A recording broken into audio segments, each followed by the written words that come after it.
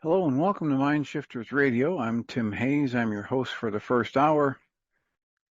And today is Thursday, September 4th, 2025. As always, we're grateful to everybody who's joining us here today, whether you're listening live or through the archives.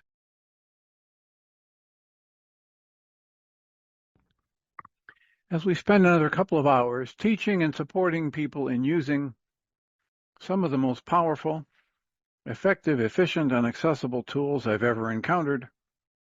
These tools are available absolutely free through the tireless efforts of Dr. Michael and Jeannie Ryce on the website at whyagain.org. If you go to that website and click on the two words that say Start Here in the upper left-hand corner, it will take you to a page where you can download and read Chapter 24 of Dr. Michael Ryce's book. His book is titled, Why Is This Happening to Me Again? And that chapter of the book contains a narrative description and explanation of the primary tool in this work. That tool is called the Reality Management Worksheet, sometimes called the Reality Management Wake-Up Sheet. And it's a tool I've been using to great effect for over 20 years now to improve the quality of my life and most of my relationships, and to turn any negative emotional experience I have into part of the infallible guidance system that each and every one of us has been given. You can also download the actual worksheet process itself. It's a simple PDF file. Click the link, download it, print it off, copy it as often as you'd like, and use it over and over again, absolutely free. You can also download from that page a whole host of audio files of shows just like this one where people have been stepped through the worksheet process. And if you choose to listen to it even repeatedly, it can serve as a powerful tutorial for you. They can serve as a powerful tutorial for you to get maximum benefit from these tools in the shortest amount of time possible. You can also go to your app store and type in the three words Heartland Aramaic Forgiveness. And before you're done typing the word forgiveness, you'll see the glowing heart icon. If you tap on it, it will let you download a completely free and private app that contains the Reality Management Worksheet.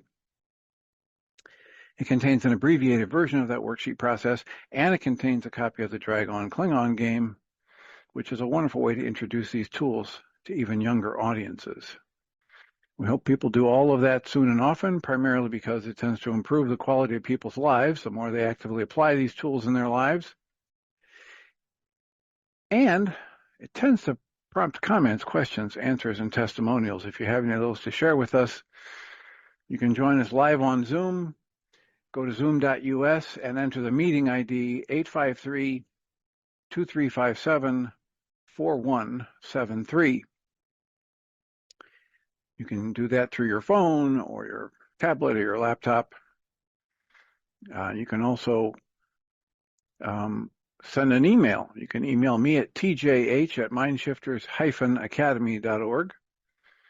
Or you can email Jeannie at jeanie@whyagain.org. That's whyagain.org. And if we get a question or a comment from you through an email, we'll address it on the internet show, and then as time allows, send you a notification about what day and time that occurred, so you can listen back to the archives for your feedback or input. And we greatly appreciate when people do that because it makes it infinitely easier for us to live into our intention with this work. The intention we have with this work is to be a service, and that's just boatloads easier to do when we know how these things are landing for you. So all of our talk on the internet show for the past 14 plus years, and in our support groups for over 21 years now, all of those conversations have had the intention of helping people discover and then learn how to use these powerful tools that Michael and Jeannie make available. And in order to really make any significant progress with the tools, I have to have the observation active in my mind that I'm the one creating my experience of life, that when I have a tightness or a tension come up in me, it's a byproduct of the interpretation that I've decided upon and placed on this situation. And the more I pour my mind energy into those thoughts, I generate the emotions that go along with that mind energy, with those thoughts. So for quite a while now, it's been my practice to listen to both hours after the fact. So I'll go back and listen to Michael's second hour. Most of the time, my schedule doesn't allow me to be active when that's happening. So after the fact, I go back and listen to it. And I often listen to the hour that we're having here together, because I often hear things that I wasn't aware I was saying, or said in a different way, or I hear what somebody else is speaking, or I hear an energy in their speaking that I don't always pick up in the middle of the session, in the middle of the show. So when I was listening back to yesterday's second hour with Michael, I felt myself get really tight and tense, and I recognized that I had chosen an interpretation for something Michael said, which resulted in upset within me. And because we know that in the direct observation with this work, my internal experience of life is created totally and completely by how I choose to interpret and respond to whatever's hitting my senses. Whatever I see or experience as the flow of life is created by the meaning I give it. The Course in Miracles says, I create all the meaning that this moment has for me. I'm the one who's actively creating meaning in my life, moment to moment, day to day. So I took a look at what meaning I was giving the words I was hearing from Michael and the emotions that were stored up in me, and it led to a series of worksheets. And one of the worksheets had fear as the emotion, and the dynamic that had gone on is, as Michael talked about inner child work, and from his perspective, it perpetuates separation. My interpretation was Michael is attacking the work I've done with people on the internet show. And so I then had a punishment thought of just dropping out altogether. I mean, if Michael wants to pursue a course like that, I'll just walk away from it and let him have his beliefs about things. And then through the worksheet process, again, I'm doing these on the app, which is, unless we're doing something with somebody in a support group or on the internet show, most of the time these days, the worksheets I do are through the app, and that's what I'm looking at now on my phone and expanding it because I emailed it to myself to go back over the worksheet. And recognizing that I release and surrender myself, my thoughts, my fear, Michael, all of the thoughts I have to interpret the meaning of his words, surrender it all to love. And I cancel my need to be right and make up another story about whatever is in the content of my brain cells to hallucinate proof that my fear and hostility-based story, my reality, is true. And then I choose to honor truth, and I'm willing to face and process out all the disease-producing energies for and from all of my relations currently in my life and my generations. Then I structured this goal in number 3. My goal was for Michael to acknowledge the value of my work and acknowledge that his thoughts are just thoughts and not the truth, in quotes. So then I did the reconnecting with love, which we do as a meditative exercise, sometimes very brief, sometimes a little longer, whatever it takes for me to tap into some of the most loving, safe, strong, happy memories in my life and actually feel a shift in my heart space. And then I stepped into the 5th step, which is to acknowledge that whenever I'm upset, my perception's built out of corrupt data. And the thing that drives my mind to use a particular data set is the goal I have. In this case, the goal for Michael to acknowledge the value of my work and acknowledge that his thoughts are just thoughts and not, quote, the truth. And this perception is a limited picture constructed from 9 bits of data out of 10,000 brain cells firing, during which period of time there might be 20 trillion bits of data hitting my senses.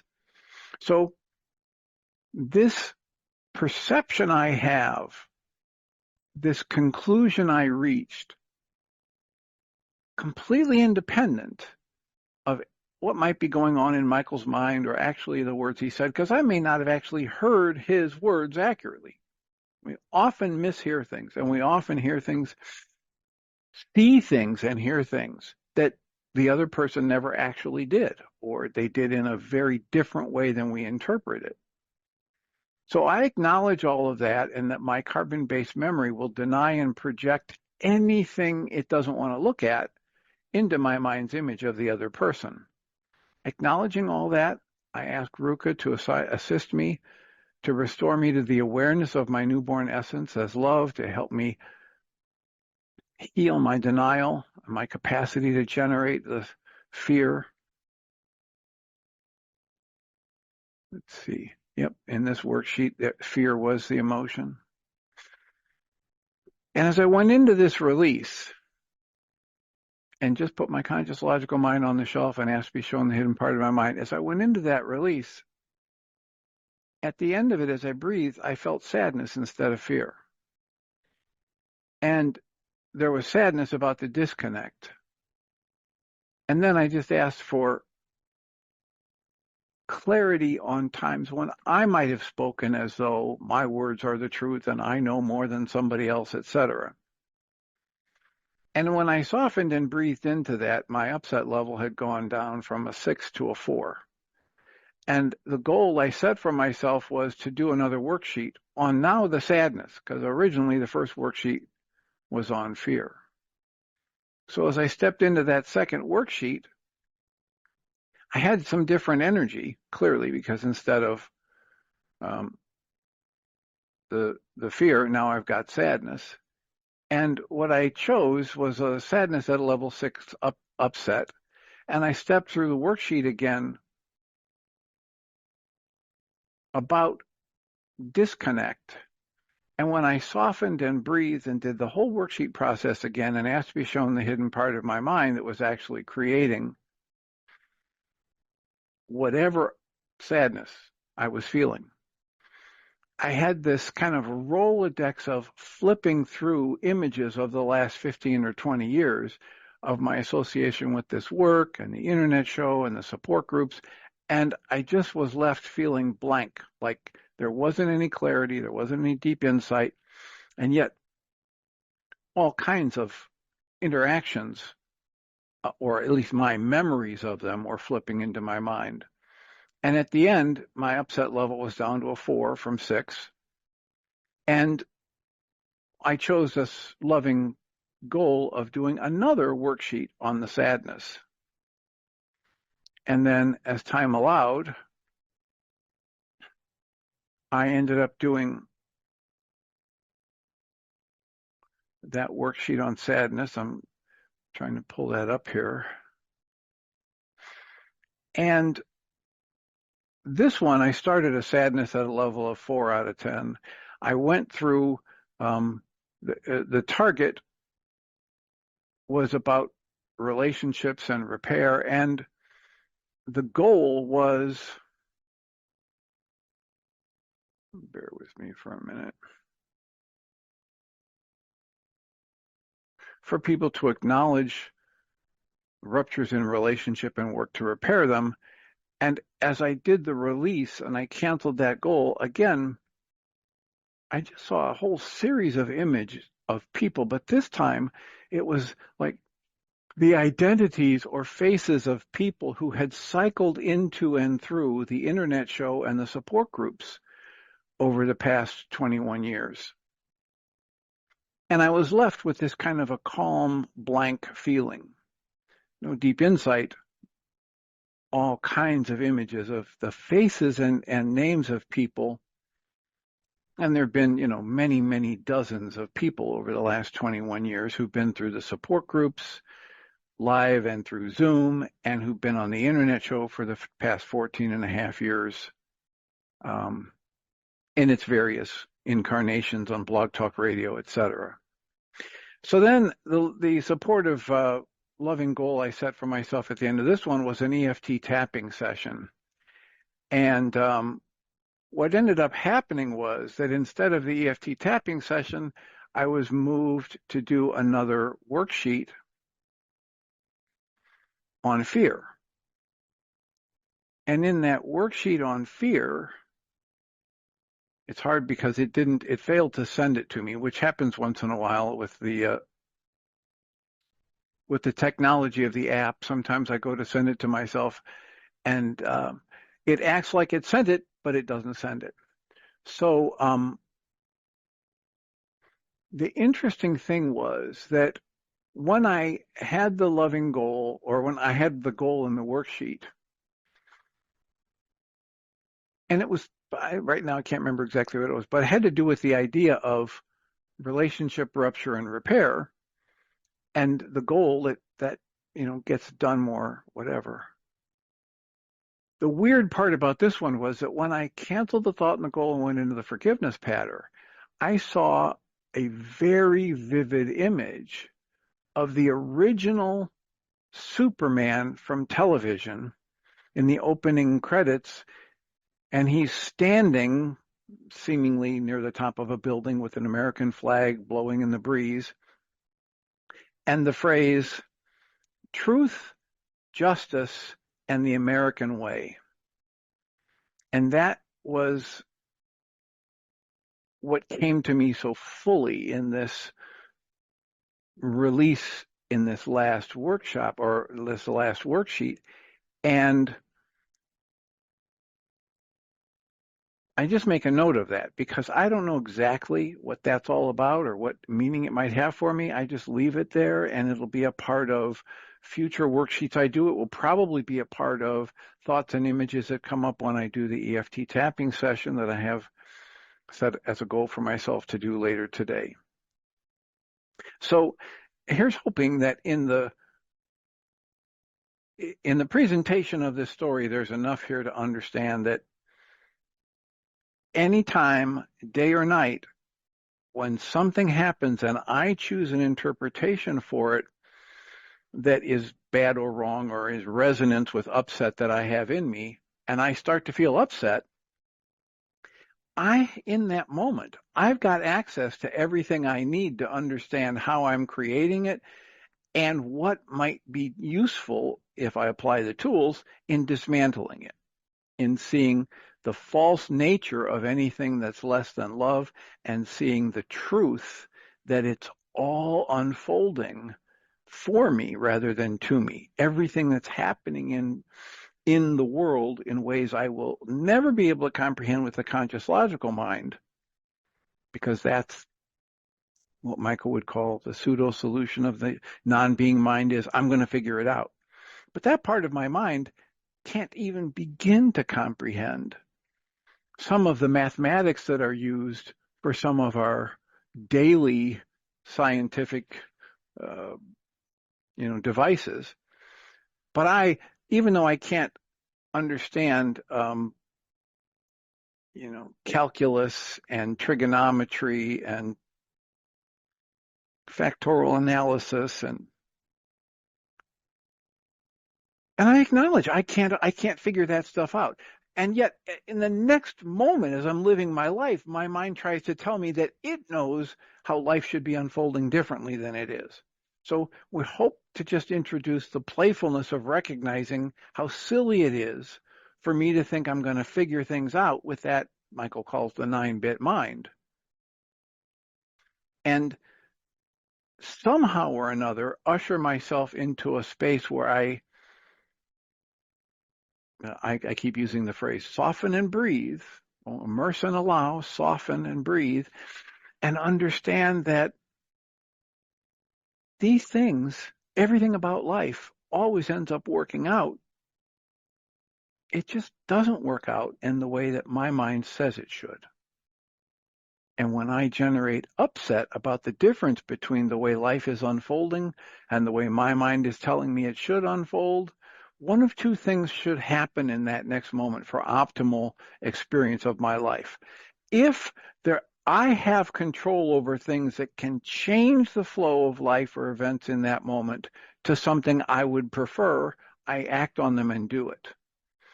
If I don't have control over those things and I'm aware of a tightness or a tension within me, I can apply the tools to that tightness or tension. And as I do, I literally take blinders off of myself. The fear and hostility are filters or blinders that block my accurate view of what's unfolding in life. So that's my offering for today to begin our little time together. And I'll throw it open for comments and questions, and welcome Joan. Joan, you haven't been on our show in quite a while, specifically not since we've been on Zoom, but welcome.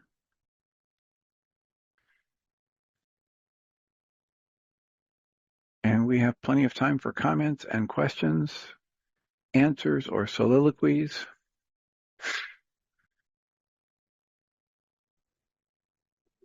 Thank you for sharing your experience, and it's just more grist for the mill, as they say. And so it's nice to see that by your talking about your experience, that you're in the trenches with us. There is no one not in the trenches. Yeah, but your willingness to share it, not everyone, they come, especially as a leader and a facilitator, they don't always, give that level of depth. So I truly appreciate that. As soon as you say that, my mind flashes on a time we had this since the internet show began, so it's within the past 14 and a half years, where Jeannie was she was cutting her teeth, so to speak, as a workshop facilitator, and she held Women Healing Women retreat. And she shared her own story and cried and shared emotions. And she had at least one person, maybe more than one, come to her and tell her, you shouldn't do that. You're supposed to be in the role. You keep your stuff out of this, and you don't show emotions. And that's one way to think about it. So that's one approach that a lot of people use. And a lot of people, especially in our culture, we really like to put people up on pedestals and think that our gurus aren't subject to the same laws of physics and gravity and emotions. And so I'm glad that you're, in the camp that says it's okay as a leader or a teacher to share, and it wouldn't matter. And it wouldn't matter what I said. I'm just reflecting. In my reflection, it's much appreciated. Well, and I think that it's highly beneficial, or I wouldn't do it, right? I mean, I've been in the field for 51 years, and I understand that when I share, when I understand, when I stay in touch with internally, I mean, a lot of it is, especially if I'm in a session with somebody, I don't always share everything that comes up, but I'm aware that it's up and it's mine. Yeah.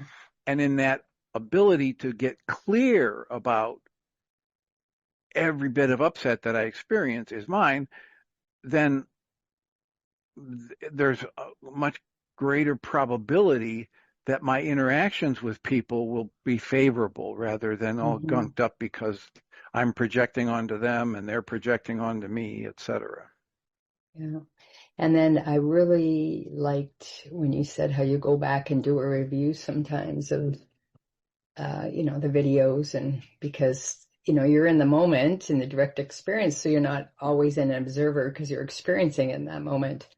So that's why I asked you for the video. And thanks again for sending me that. I just got a chance to rewatch it last night, and so much wisdom came through your words that because I was in the experience, I wasn't able to perceive it, or I got to go back and watch that, and Andrea and I also had an opportunity to talk about what was up for her. And yeah, I just grateful. Like there was so much wisdom in your words. I'm going to go back and watch it again. Just landing more deeply. So yeah. So when I also went back and listened to the process yesterday for me, which was deep, and that's going to be ongoing. That is still with me. And also, it's just going to be lots of worksheets around that forlorn feeling has been with me, I think, my whole life. So how beautiful that to get at this vitality level that it's ready for processing. And I love Jeannie said, was it yesterday? Andrea spoke on the Mind Shifters yesterday, and how Jeannie said it's almost like a stop valve. If the vitality level isn't ready to process something, it will not go beyond a vitality level. The vitality level will not go beyond. So if it's up, it means you have the capacity to process it. So that when I heard that felt very reassuring. Yeah, that's like understanding, that's an adult level understanding. Like if you take a child to the doctor and the child needs a procedure to, remove an infection or, Mm-hmm.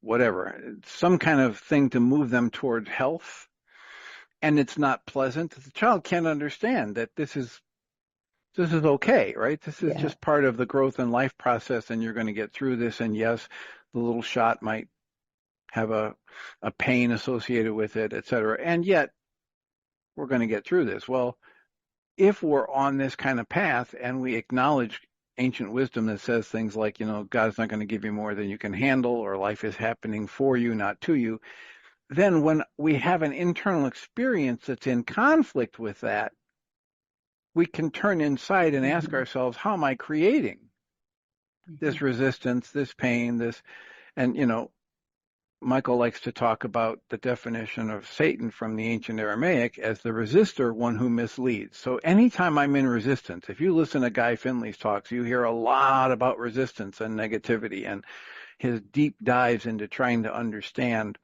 how does that come up in a person and what is it that's causing it and how do we separate ourselves from the flow of life or our thoughts about other people. And it all begins in those early little tightness and tension that can be our alarm Mm-hmm. system for the fact that, oh, I just went into resistance. Yeah. I'm pushing against this as though this is bad or wrong. And it's Mm-hmm. just the flow of life. Yeah. They're really helping me, the language around all that, in even listening to that talk, I got that just being in the center point, and whether it's joy coming up in the moment where it's flowing or whether there's resistance, it's all perfect. And I don't, before I felt I was on a destination. I mean, I said it yesterday, on a journey without distance to a place I never left. I'm starting to recognize that. And it's not so much what I'm doing that's important. It's what I'm being, and also whatever emotion arises in the moment. It's grist for the mill. And it's just an opportunity to practice being at home with God, or being in God. I am God, inside. So being there and being able to hold that presence no matter what arises. So it's getting clearer, that process. Well, and so for me, in that process, when I have something come up like happened yesterday, and there's some content, like Mm-hmm. like the words that I believe I heard Michael Ryce say, right? That's the Mm-hmm. content. Yeah. And then any kind of tightness or tension or emotion comes up in me, that's my process. Yeah. So when a tightness or a tension comes up in me, what I've learned to my great benefit over the years is that it's time to quit talking about or focusing on the content at all Mm-hmm. and turn the focus inside and dismantle my upset, my emotional process around what I'm making this moment mean. Yeah. So rather than coming on and talking about any of the content that Michael raised yesterday, I went and did 4 or 5 worksheets and committed to an EFT tapping session so that if and when I return to the content, there's a greater probability that I'll be able to discuss it reasonably, right? In some kind of a logical flow that built on solid premises rather than my assumption, I'm right and Michael's wrong. It's settled. There's no arguing, right? Mm-hmm. Yeah. And seeing it accurately versus through, like you said, the fear or hostility lens. So yeah, and that's the key, is not getting lost in the content. It's the content is the grist for the mill. That it's I'm Well, really I'm seeing but that so it clearly. happens at different levels, right? So what I'm Hmm. saying is that the content is sometimes very important, right? I'm still in the position where what I think I heard from Michael yesterday begs for clarification. And specifically because so much of what he was talking about happens and has happened for years in the support groups and on the internet show where I'm, it's my half of the hour or 2 hours, however the format has been. And I want to acknowledge that and address that because a lot of people have done a lot of what they would call inner child work, like you Hmm. did yesterday, Hmm. et cetera. Yeah. And to have somebody come out and somebody who's, ostensibly in a position of authority and say, you know what, that inner child work, what it does is it increases separation and division. So it's just going to make you more stuck. Uh, So I heard that. Would you like to hear what I heard when he said that? Or yeah, is it relevant to you? Would you like to know what I heard? there's a yes. Okay, sorry, I didn't hear the yes yet. So what I heard in it, so what happens in the mind is when we segment parts, we're still perceiving in separation between the inner child and the mind itself. So when we still say there's an inner child and then there's a me, that's the perception of separation. And when we can look at that the inner child is a part of self, it is the wholeness of self, that removes separation. That's what I heard. Well, and that's exactly why we do the work the way we do it and ask people to visualize themselves as the adult, visualizing the younger self at whatever level they can conjure up an image of that person, and then go and introduce yourself energetically, Yeah. demonstrate to both of you that you're one and the same, that you are a younger version of the older, etc. And so it's in that inner child work, the entire goal of it from any perspective that's ever resonated with me in any classes I've taken or trainings is about the integration, about the understanding that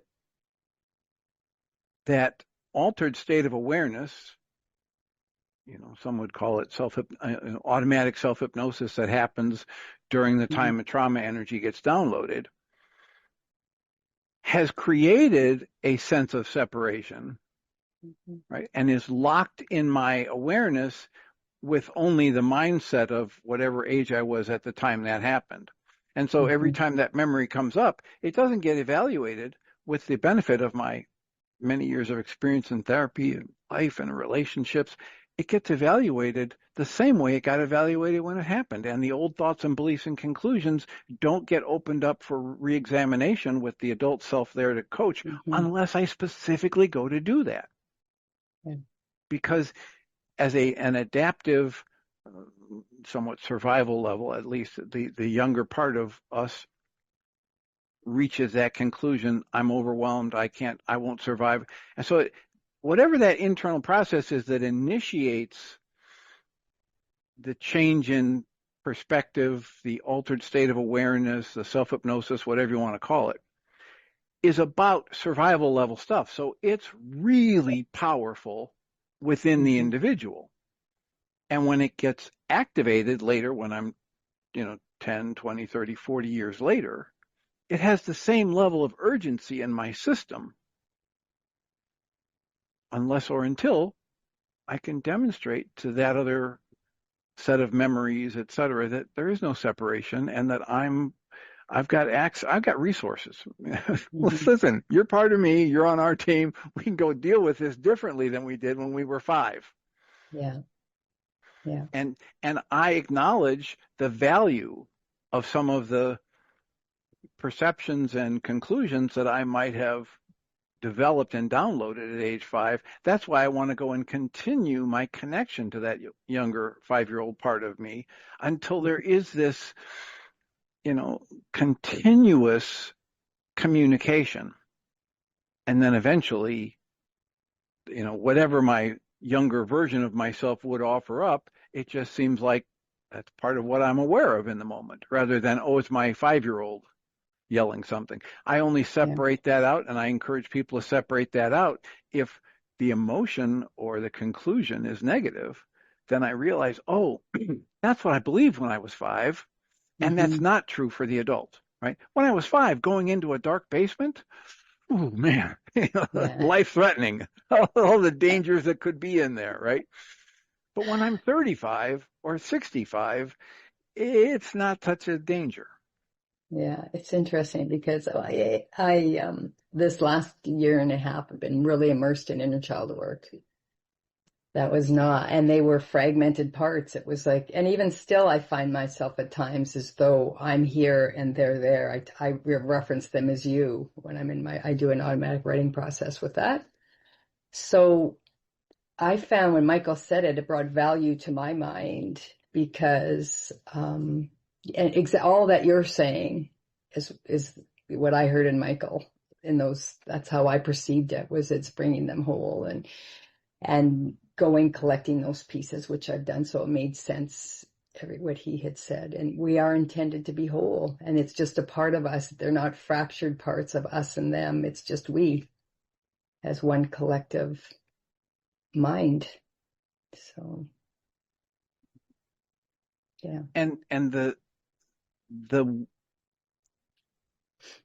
understanding of what you just said is woven all through any work that I've ever done or resonated with around what people might call inner child, or my younger wounded self, or the internal family systems parts work, or the Diederik Wolzak Mm-hmm. worksheet where he says, think about the emotion and then ask yourself, is this a familiar emotion? That answer will always be yes. And then ask yourself, when have I felt this kind of flavor of that emotion? So now I'm going back and interviewing my younger self about what I downloaded in that process in the Diederik Wolzak work. All of it's about waking up to the fact that if I'm holding thoughts and beliefs that lead to negative emotional states, they're false.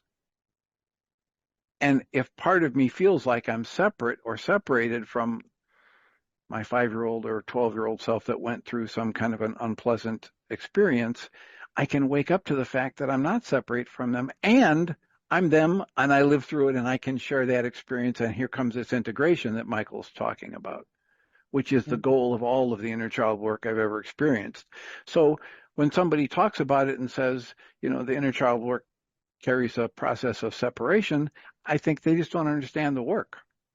And that, like you said, it's an opportunity for clarification.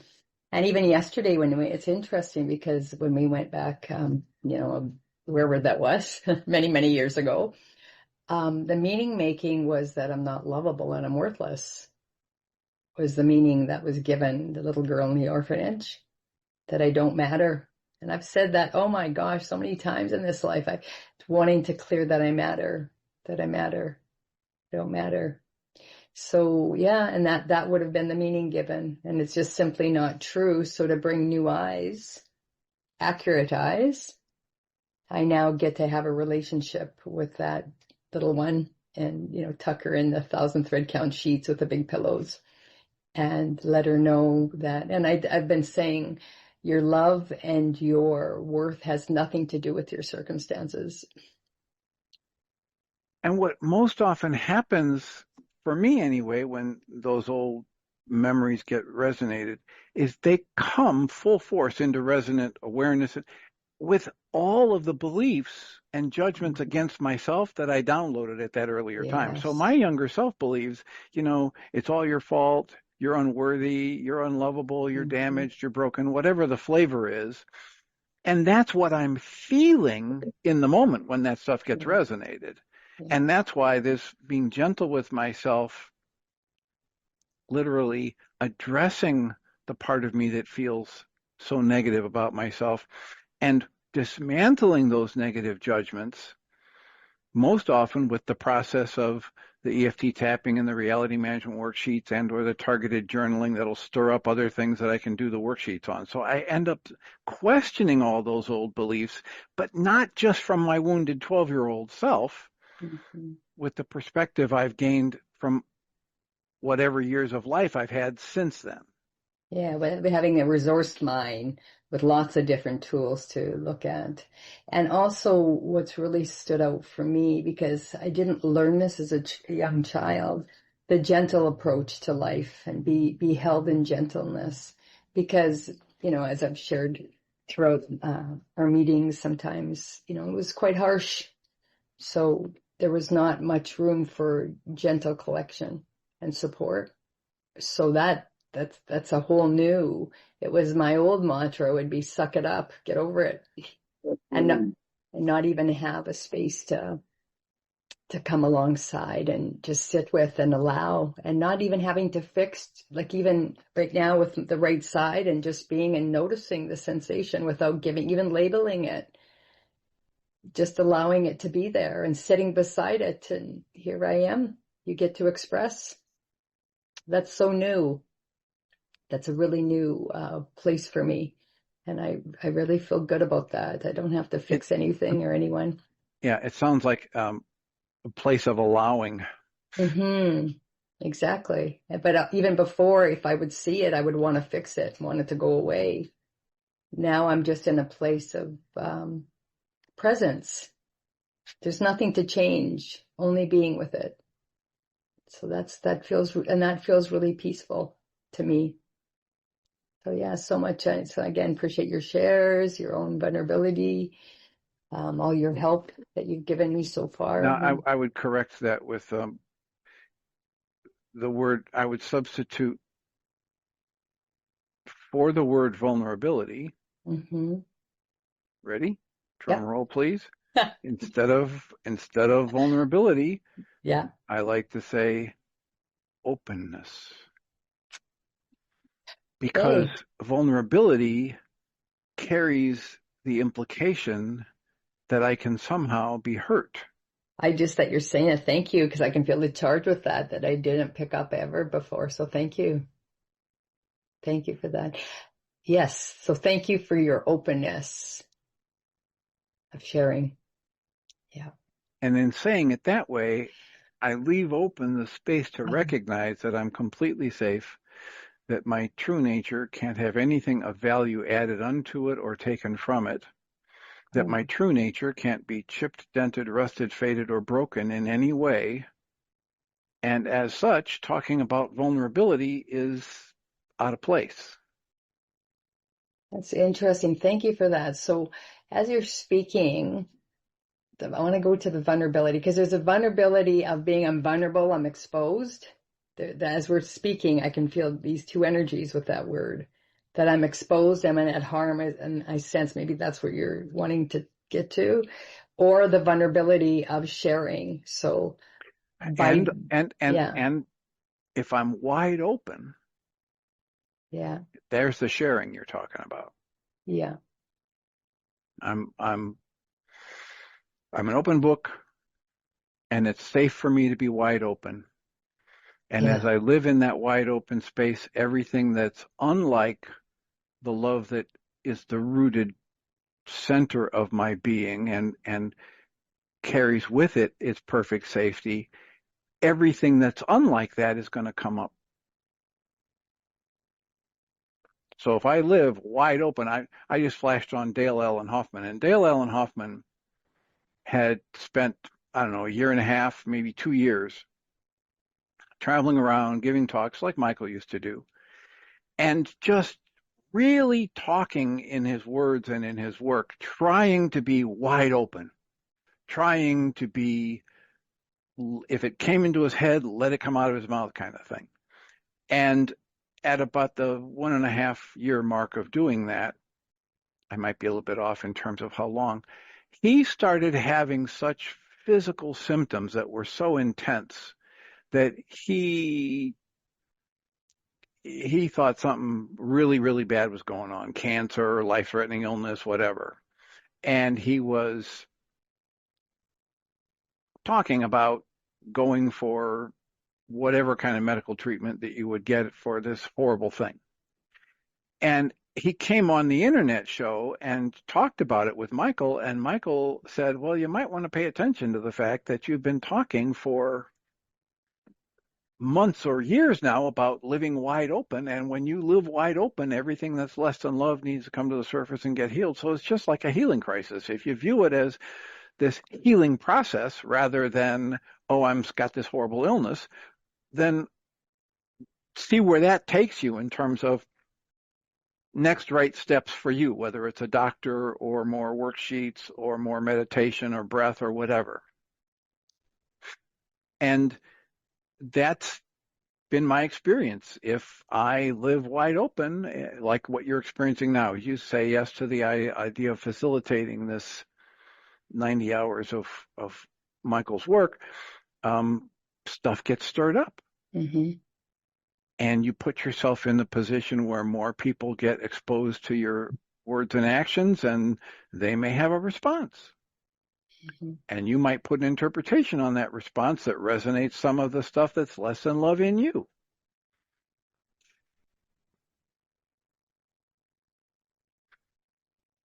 So I just looked at the chats, and Susan Bingham is welcoming Joan.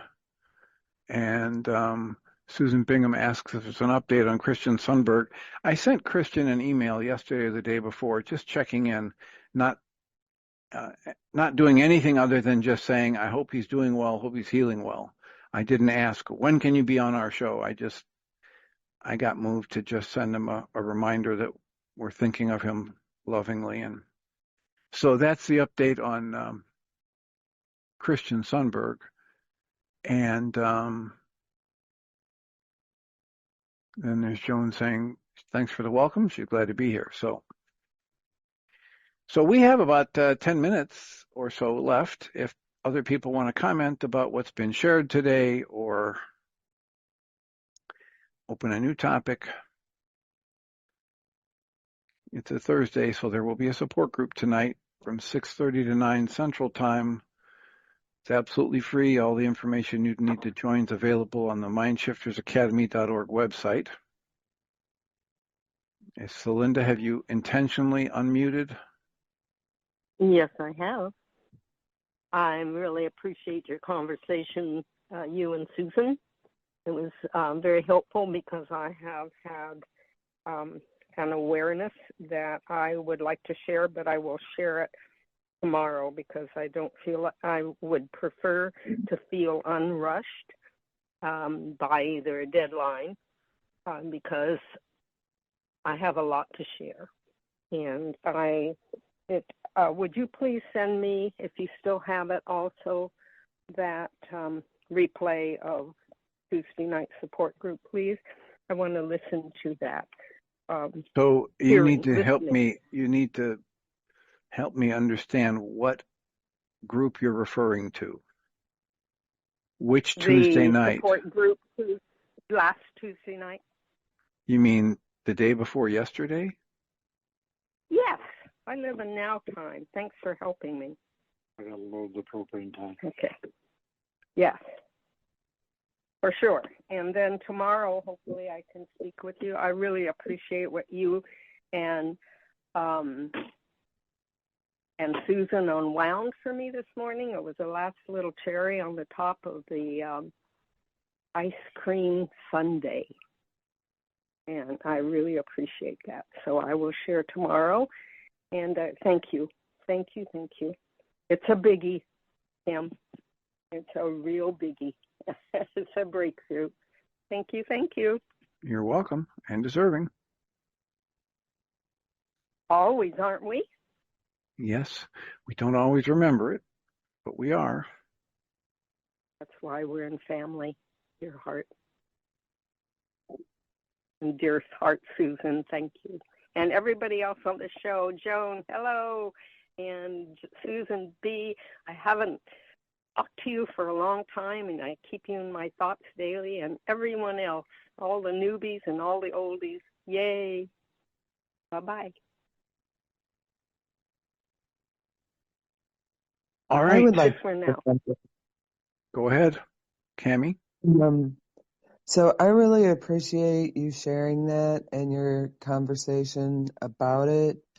I had the same response when I heard Michael say that. And right before you said it, Susan, it came to my, I apologize. I did not have the same response. I had the response of, oh crap, he's right. Because in my mind, I was separating it and making my inner child this pesky little girl that just kept bothering me.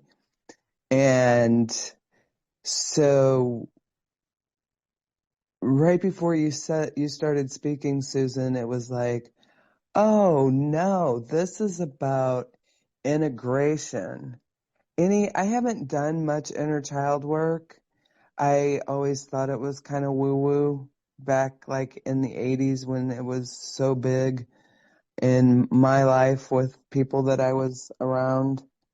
And here lately with Ho'oponopono, I've been doing a lot of it, and I was making it completely separate. So this has been so helpful to look at it. I think the way you said it, Susan, was talking about the parts. And I was struggling with that yesterday because I listened to a guy that talks about parts work. And that hit me too yesterday after Michael said that. It's like, no, wait a minute, that's separation. Okay. But this So would so really so listen clarify. listen listen to this. It isn't separation unless you give it the meaning of separation, Right, right? that's what I'm saying. The people like Dick Schwartz who's created the internal family systems work, which most people just say it's parts work, right? He understands that your true self is whole and complete and you've got access to it, and that it's an error to think that your parts are separated, but they do think that, right? You've downloaded this belief system pattern, etc. And so rooted in the work is the same kind of understanding that Michael says he wants to bring to the work. Right. No, I totally got it. That's what I was saying, that I really appreciate the conversation because I realized that I was separating them in my mind and making myself, Susan used the word fragmented. I was making myself fragmented by the way that the meaning that I was making out of it. And this conversation, I was just able to bring it all to one and just like pull them all together. Like I saw myself like taking my hands and just pulling all the parts of me into one whole woman. And it, it was a big transition for me, and making meaning of it and being more comfortable with the inner child work and the parts work. So I just very, very appreciative because I was struggling with the way I was perceiving it. Well, congratulations on that image of having you wrapping your arms around every part of you. Yeah, it Right. felt it just felt so nice and so comforting to to pull myself together is the words that came to my mind, to which I have perceived as a negative thing when people say pull yourself together, but this was beautiful. This was just beautiful to pull it all together into one, and all in my heart right now. It's very cool. So Excellent. thank you. I appreciate you guys. Excellent. Well, and that's the point, is to be understanding that every aspect of yourself or every part of yourself is a part of the whole that is whole and complete and connected to its source and safe and all that good stuff. And that when we reach a negative conclusion about something, whether it's about ourselves or somebody else, the best use of that and the tension that comes with it is it's the alarm system. It's the wake up call. It's the alerting me that something about my use of my focus of my thoughts in this moment is off the mark. Right. And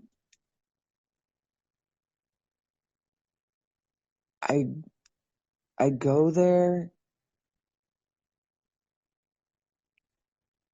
and I get frustrated with myself because I know that I'm creating it. And that's why this was so huge, to pull it all together instead of seeing myself as all these different parts. And the other thing, the conversation immediately, though, like, brought up a lot of fear for me, because I heard you say your punishment thought was to leave the show. And I really, really love having your perspective on this work.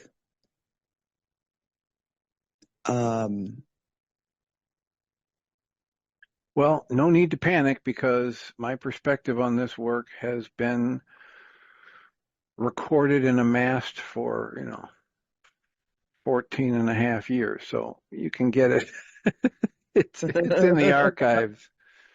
Oh, I had already canceled that, and I was just sharing yes, immediately I was like, no.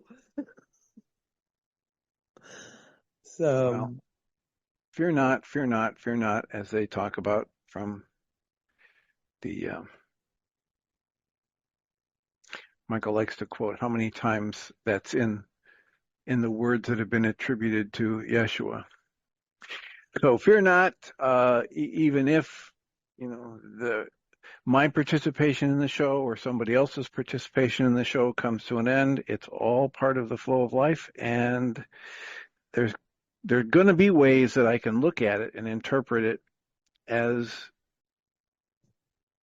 a blessing, as happening at just the right time for me, etc.